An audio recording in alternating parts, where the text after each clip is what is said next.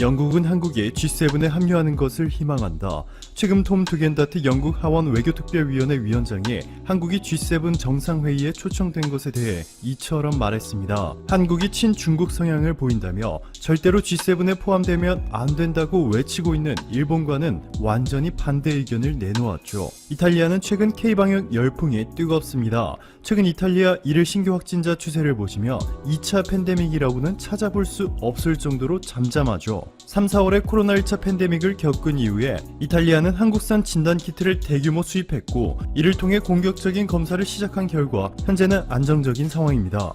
베네토주 트러비소 병원의 로베르토 리골리 미생물학 교수는 현지 일간지 코리에르 델라 세라와의 인터뷰에서 한국산 진단키트에 대해 극찬하며 이렇게 말했습니다. 한국의 진단키트가 이탈리아의 해결책이라 믿는다. 라며 합리적인 가격에 정확도도 높다고 전했습니다. 여기에 최근 한국 정부로부터 마스크를 받은 이탈리아 참전용사가 이탈리아 일간지에 대한민국은 1950년부터 1953년까지 한국의 자유를 위해 싸운 참전용사들을 잊지 않았다.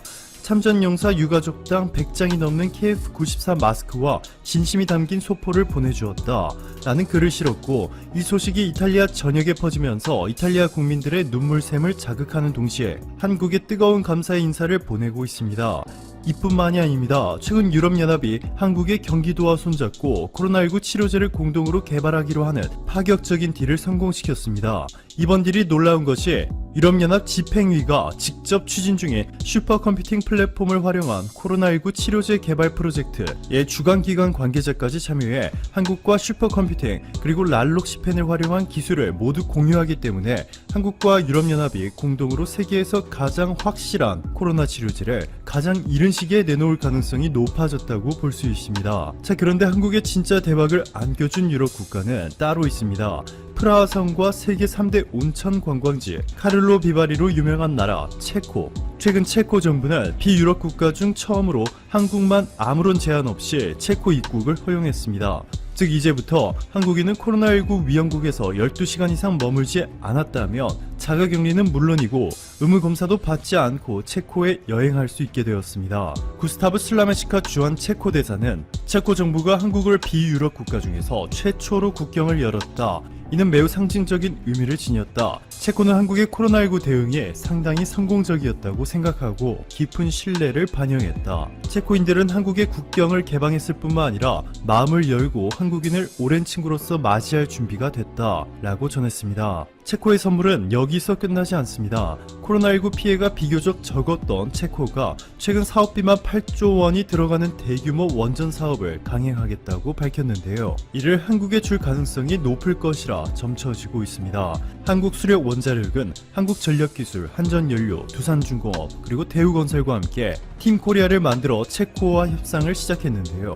그동안 한국이 국내와 아랍에미리트에서 얼마나 성공적으로 원전 사업들을 해냈는지를 소개하며 EPC 턴키 모델을 제시했고 체코 측은 이미 이를 받아들였습니다. 한수호는 지난해 체코 산업부 장관을 만났고 한국형 원전의 경제성과 안정성 그리고 아랍에미리트의 지은 바라카 원전 사업의 성공 사례를 설명했다.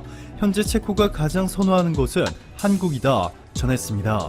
한국의 영향력이 얼마나 막강해지고 있는지 국제사회에서 한국의 역할 비중이 얼마나 커지고 있는지를 실감할 수 있습니다. 심지어는 그동안 미국이 한국보다 코로나19에 잘 대응하고 있다라고 외치며 그렇게 고집을 부리던 미국도 최근 한국을 대하는 태도를 완전히 바꾸기 시작했죠. 최근 미국에서 코로나19 신규 확진자 추세를 보시면 1차 팬데믹 때보다 2배 이상 많은 7만 명씩을 기록하고 있습니다. 누적 확진자 수는 360만 명을 넘어서며 너무나 무서운 속도로 확산이 진행되자 결국 미국 내부에서도 한국의 도움을 요청해야 한다는 목소리가 쇄도하기 시작했습니다. 세계적인 경제학 석학으로 꼽히는 미국 콜롬비아대의 제프리 sak스 교수는 뉴스원 미래포럼에서 한국이 검사 관련 경험과 온라인을 적용한 경험을 공유해 코로나19를 통제할 수 있음을 깨닫게 해달라. 유엔도 한국의 이러한 지식이 전 세계로 확산하기를 간절히 바라고 있다. 라며 K방역뿐만 아니라 한국의 녹색 성장 전략도 세계에 전파해야 한다. 한국은 재생에너지, 전기차, 5G 기술을 바탕으로 신기술 강국이자 리더가 될 것이다. 전했습니다.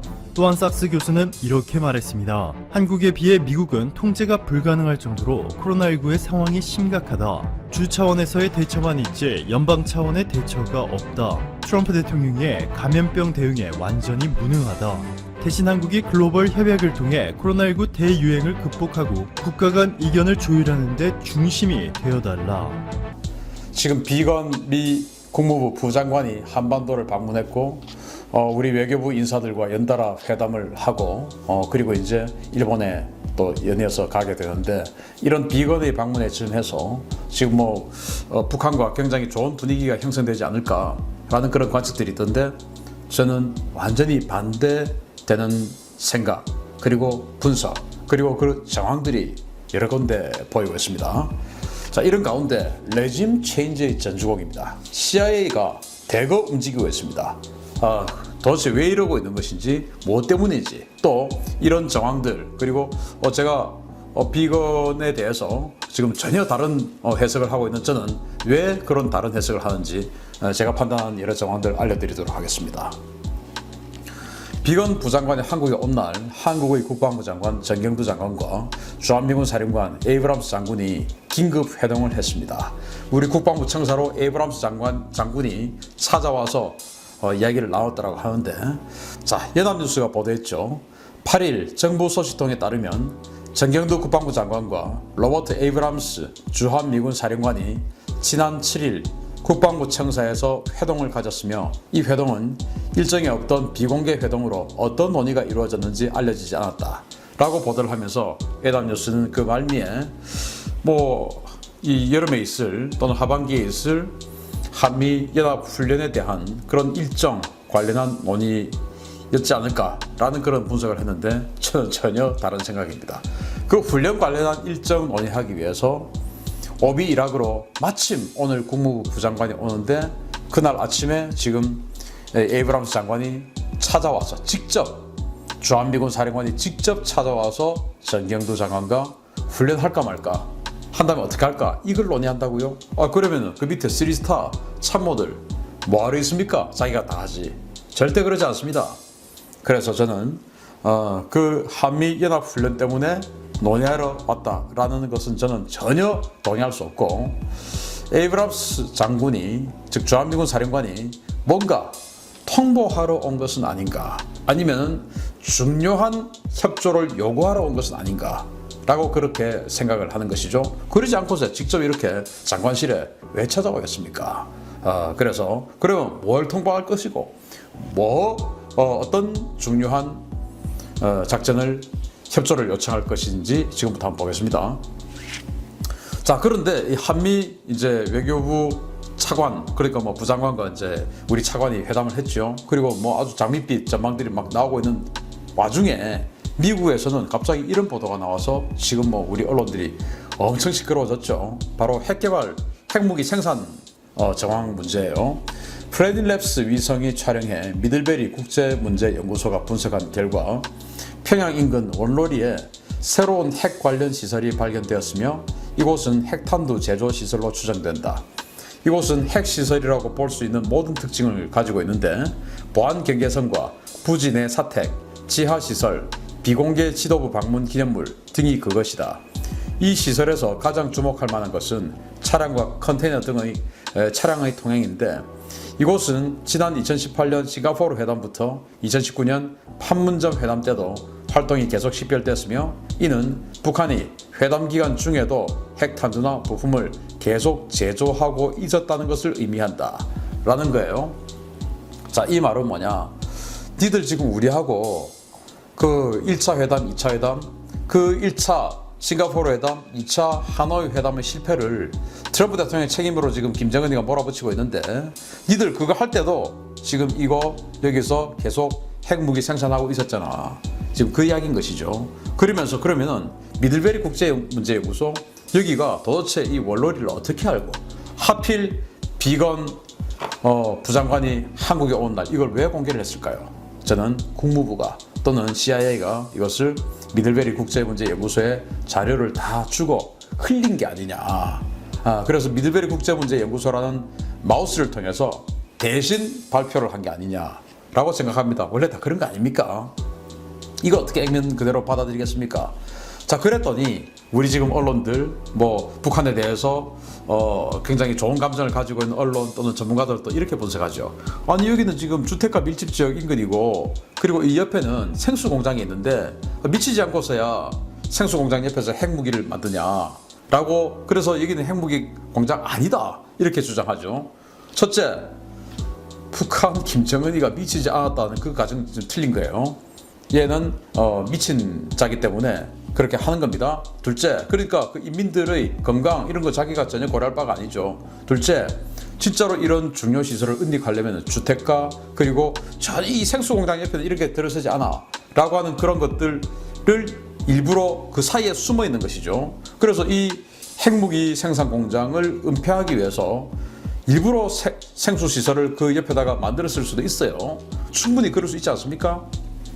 자, 이것은 그냥 뭐 어떤 상식선에서 일이고, 자, 그럼 이 미들베리 국제문제연구소가 위성 사진을 통해서 분석을 했다, 오랫동안 분석했다, 이렇게 이제 발표를 했는데, 그 분석을 할 때 어떻게 했냐? 차량, 컨테이너 등 이런 것들의 통행, 뭐 그런 여러 가지 정황들. 자, 컨테이너가 그냥 일반적으로 우리가 상상하는 그 컨테이너가 들어온 것을 보고 이렇게 생각했겠습니까? 아니죠. 방사능 차폐가 된 특수 컨테이너들이 들락날락거리는 것을 사진을 통해서 지속적으로 봤겠죠. 그 다르지 않습니까? 일반 우리가 알고 있는 그냥 길거리에 다니고 있는, 고속도로에 다니고 있는 그 컨테이너하고 당연히 다른 특수한 컨테이너 차량들이 들어오는 것이죠. 완전히 차폐된. 그거 보니까 야, 이거 왜 이런 특수 컨테이너가 여기 들어오는 것이지? 당연히 생각하지 않겠습니까? 그리고는 여기에 이 보안 경계선, 그러니까 공장은 이만큼 있는데 보안 경계선이 이만큼이야. 그 말은 적의 침투에 대해서 개활지를 많이 만들어 놓고 침투에 들어온 것을 이제 미리 요격하고 사살하고 할 수 있는, 또 발견하고 하는 공간을 많이 두는 것이죠. 우리 전투 비행단, 공항 비행장, 기지 이런 데 가봐도 밤에서부터 아주 활주로까지 아주 개활주로 많이 멀어요. 왜? 철벽 특수부대가 뛰어오려면은 다 들키게끔 그렇게 다 해놨어요. 그걸 이제 보안 경계선이라고 하는데, 이 보안 경계선이 일반적인 어떤 그 시설, 정부 시설 또는 일반적인 생산 공장 이런 거에 비해서 보안 경계선이 너무 넓다. 이건 뭔가 특수 생산 시설 아니냐, 이런 것. 그리고 이제 방사능 차폐된 컨테이너의 다량 출입. 그래서 이제 핵무기 생산 공장이지 않느냐라고 분석을 한 건데, 그럼 이 말을 미들베리 국제문제연구소 혼자서 했을까? 아니죠. 저는 국무부 CIA에서 흘렸다라고 보는 것입니다. 언제? 바로 비건이 이 한국과 일본을 연달아 방문을 하는 이 시기에 맞추어서 라고 생각을 합니다. 자, 그러면서 느닷없이 또 미국과 일본, 호주, 미일호 국방부 장관이 뜬금없이 공동성명을 냈어요. 바로 7월 8일입니다. 국방부 장관 공동성명은 뭐냐? 중요한 논의를 하고 의견 일치를 보았다라는 거 아닙니까? 이제 화상회의를 했어요. 공동성명을 뭐라고 발표를 했냐? 물론 뭐 중국 문제 이런 거 많이 있는데, 이 중에서 북한 문제가 있는데, 북한 문제 중에서도 정말 뜬금없는 내용들이 있어요. 미국, 일본, 호주 3국은 북한의 연이은 탄도미사일 발사가 국제 안보에 심각한 위협이 되고 있다는 우려를 공유했으며, 북한의 거듭된 유엔 안전보장 이사회 대북 제재 결의 위반에 강력한 유감을 표한다. 3국은 북한이 국제적 의무를 준수하고 안보리 결의에 따라 모든 대량 살상 무기와 모든 사정거리의 탄도미사일의 완전하고 검증 가능하며 되돌릴 수 없는 폐기를 달성하기 위한 명확한 조치를 취할 것을 요구한다. 이를 위해 북한은 협상 테이블로 다시 돌아와 지속적으로 대화해야 한다는 점을 강조한다. 라고 이야기했어요. 자, 탄도미사일 발사가 국제안보에 심각한 위협이 되고 있다. 자, 북한이 요즘 뭐 탄도미사일 발사한 적 있습니까? 없죠. 근데 느닷없이 갑자기 왜 이렇게 미국, 일본, 호주 이 3개국 국방부 장관이 탄도미사일 발사를 갑자기 규탄을 할까요?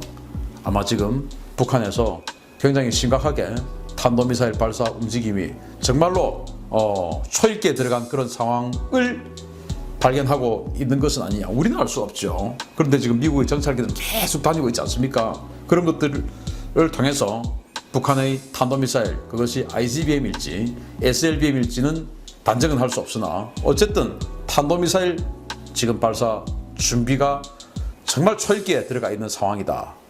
그렇게 보는 것이죠. 그러면서 아마 일본의 요구가 굉장히 적극적으로 반영이 된 것 같은데, 모든 사정거리의 탄도미사일의 완전하고 CVID, 즉 완전하고 검증 가능하며 되돌릴 수 없는 폐기, 이걸 달성해야 된다.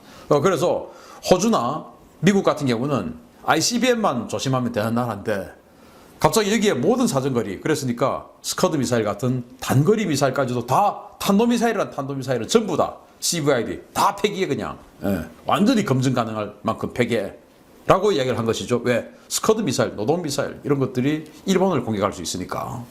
이 상황에서 왜 이렇게 이야기를 했을까요? 바로 비건이 한국에 왔고, 한국에 와서 하루 지나고 이제 일본에 오기 하루 전날입니다. 이거 굉장히 의미심장하지 않습니까? 그래서 이런 것들이 아무런 뭐 대책 없이, 야 뭐 국방부 우리 하고 싶은 이야기 우리 좀 하자 하고, 국무부 지금 뭐 출장 좀 갔다 와, 한국 좀 갔다 와 가고, 이거 아닙니다. 다 유기적으로 다 얽혀서 자 이렇게 가야 되니까 사전 정지 작업해야 되니까 이거 언론에 CNN에 이거 기사 좀 줘. 이런 식으로 다 정지 작업하는 것이죠. 이게 바로 이라크나 아프가니스탄을 칠 때 사전 정지 작업하던 다 그 내용들이에요. 이런 와중에 이런 수상한 8일날 미국, 일본, 호주 국방부 장관이 갑자기 북한에 대한 규탄, 특히 탄도미사일에 대한 규탄을 성명을 발표한 그날 이상한 수송기가 일본에 2대 나왔어요. 이겁니다. 여러분들 이 비행기는 처음 보시죠? 보잉 757이라는 여객기로 쓰는 그 비행기를 미 공군에서 수송기로 운영하고 있는 그 비행기예요. 2020년 7월 8일 오후 4시 38분과 42분 4분에 걸쳐서 2대가 4분 간격으로 탁탁 착륙을 요코타 기지에 착륙했습니다.